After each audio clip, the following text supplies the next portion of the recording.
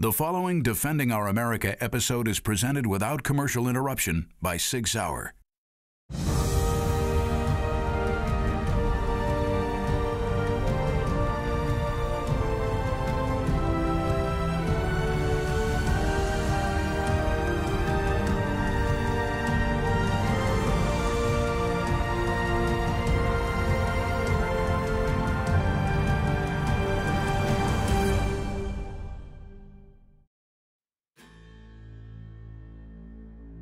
The first time I was in Iraq was when they had their very first free election. Musab al-Zarqawi was running around at the time, and he and his group threatened, anybody that went out to vote with, not just them, but they were going to murder their whole family on that, just merely for voting.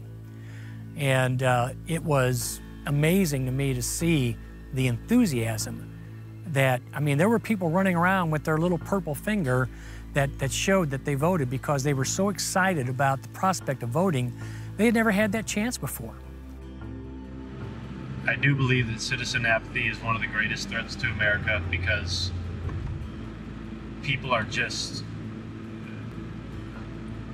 they're not involved, or they just don't think that they matter.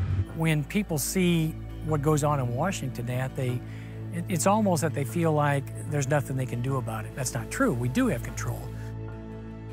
The first and most important freedom is to be able to elect our representatives. If you're not willing to do that, it's not even one day a year, then how much do you care about the country? Because you're leaving it to others to make decisions for you. I have a 21-year-old daughter who just registered at 21 to vote.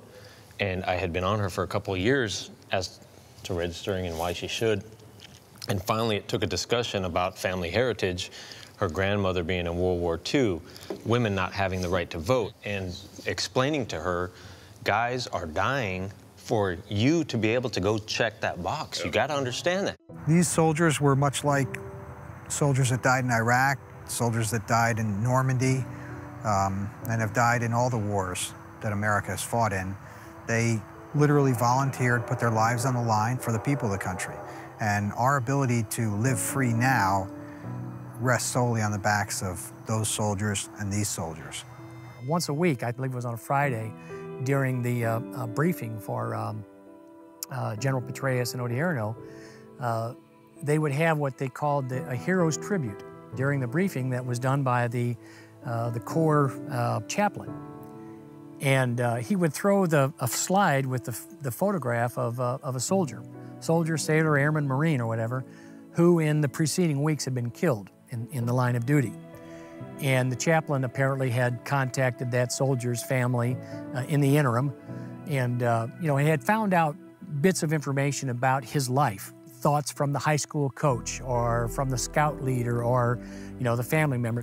And he would share that with the people, with the generals and with the people who are watching the briefing. Getting beyond his death, recognizing their life, that they were a human being. They were somebody other than this guy wearing a uniform.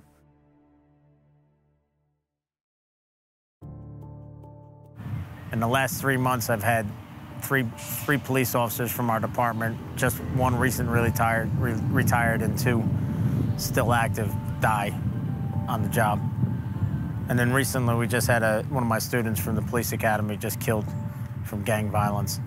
And I have to stand here and I have to think about what it's really all about. I have to wonder what's important enough for us to serve a community and then die at the end, or in Detective Santiago's case, die at the beginning. Freedom comes with a cost. It might not be your cost, but it's definitely someone else's cost. Society is really going to have to check itself and understand what they believe freedom is all about. If you're not fighting for it, understand there's other people out there protecting your freedoms. Not only are you exercising your right as a U.S. citizen, but you're honoring the people that have come before you.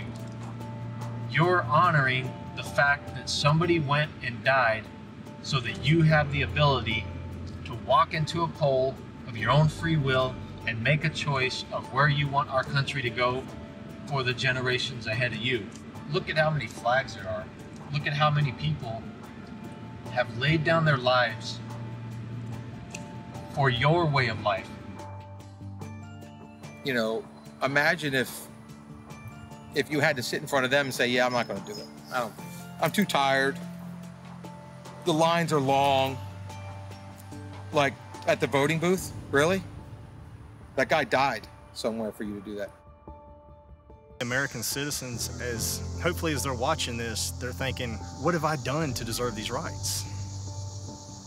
What you've done to deserve these rights is hopefully you're voting. Step up and put pen to paper voicing your opinion, because if you don't do it, you're not honoring these guys and girls. You're not supporting what those have done for this country.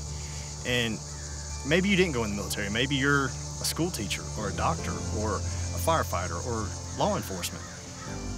You're still serving that sacrifice and still putting yourself out there to better this country. And these people behind me in these tombstones, they're lined as far as you can see. They did that so that we can live free. Next time on Defending Our America. I don't separate him from violence. I don't separate him from life and death. They understand that everyone dies.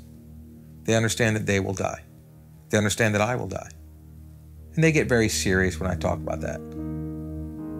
But I don't stop talking about it just because it makes them feel uncomfortable.